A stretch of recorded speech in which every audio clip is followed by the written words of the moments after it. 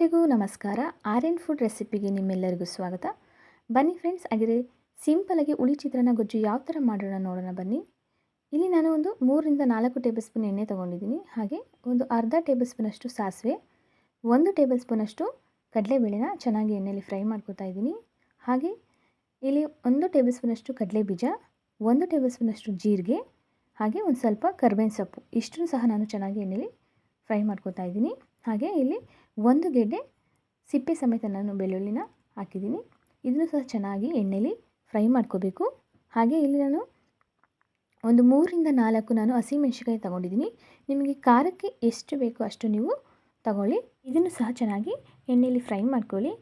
ಈಗ ಫ್ರೈ ಆದಮೇಲೆ ಇಲ್ಲಿ 3ರಿಂದ 4 ನಾನು ಈರುಳ್ಳಿ ತೊಗೊಂಡಿದ್ದೀನಿ. ಇದನ್ನು ಸಹ ಚೆನ್ನಾಗಿ ಎಣ್ಣೆಯಲ್ಲಿ ಸಹ ಚೆನ್ನಾಗಿ ಫ್ರೈ ಮಾಡ್ಕೋಬೇಕು ನೀಟಾಗಿ. ಇದು ತುಂಬಾ ಚೆನ್ನಾಗಿರುತ್ತೆ ಫ್ರೆಂಡ್ಸ್, ನಿಮಗೆಲ್ಲರಿಗೂ ಇಷ್ಟ ಆಗುತ್ತೆ ಅಂದ್ಕೊಂಡಿದ್ದೀನಿ. ತುಂಬಾ ಸಿಂಪಲ್ ಆಗಿರೋಕ್ಕಂಥ ಇದು ಹುಳಿ ಚಿತ್ರಾನ್ನ, ಒಂದ್ಸಲ ಟ್ರೈ ಮಾಡಿ ನೋಡಿ. ಇಲ್ಲಿ ನಾನು ಒಂದು 1.5 ಕಪ್ಪಷ್ಟು ನಾನು ಹುಳಿ ತೊಗೊಂಡಿದ್ದೀನಿ. ನಿಮಗೆ ಎಷ್ಟು ಕ್ವಾಂಟಿಟಿ ನಿಮಗೆ ಬೇಕೋ ಅಷ್ಟು ನೀವು ತಗೋಬೋದು. ನಾನು ಇಲ್ಲಿ 1.5 ಕಪ್ಪಷ್ಟು ನಾನು ಹುಳಿ ತೊಗೊಂಡಿದ್ದೀನಿ. ಹಾಗೆ ಒಂದು ಚಿಟಿಕೆ ಅರಿಶಿನ ತೊಗೊಂಡಿದ್ದೀನಿ. ಇದನ್ನು ಸಹ ಚೆನ್ನಾಗಿ ಇದನ್ನು ಮಿಕ್ಸ್ ಮಾಡ್ಕೊಳ್ಳಿ. ಇದಾದಮೇಲೆ ನಾನು ರುಚಿಗೆ ತಕ್ಕಷ್ಟು ಉಪ್ಪನ್ನ ತೊಗೊಂಡಿದ್ದೀನಿ.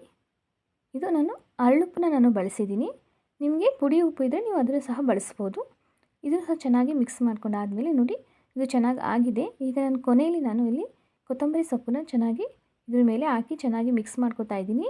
ಇಲ್ಲಿ ಫ್ರೆಂಡ್ಸ್ ನೋಡಿ, ಈಗ ರೆಡಿಯಾಗಿದೆ. ತುಂಬಾ ಟೇಸ್ಟಿಯಾಗಿರೋಕ್ಕಂಥ ಚಿತ್ರಾನ್ನದ ಹುಳಿ ರೆಡಿಯಾಗಿದೆ. ಇದನ್ನು ಒಂದು ಬೌಲಿಗೆ ಹಾಕೊಳ್ಳೋಣ. ನೋಡಿ ತುಂಬಾ ಚೆನ್ನಾಗಾಗಿದೆ ಫ್ರೆಂಡ್ಸ್. ಒಂದ್ಸಲ ಟ್ರೈ ಮಾಡಿ, ನಿಮಗೆಲ್ಲರಿಗೂ ಇಷ್ಟ ಆಗುತ್ತೆ ಅಂದ್ಕೊಂಡಿದ್ದೀನಿ. ಇಷ್ಟ ಆದರೆ ಲೈಕ್ ಮಾಡಿ, ಶೇರ್ ಮಾಡಿ, ಹಾಗೆ ಬೆಲ್ ಐಕಾನ್ನ ಪ್ರೆಸ್ ಮಾಡಿ ನನ್ನ ಚಾನಲ್ನ ಸಬ್ಸ್ಕ್ರೈಬ್ ಮಾಡ್ಕೊಳ್ಳಿ.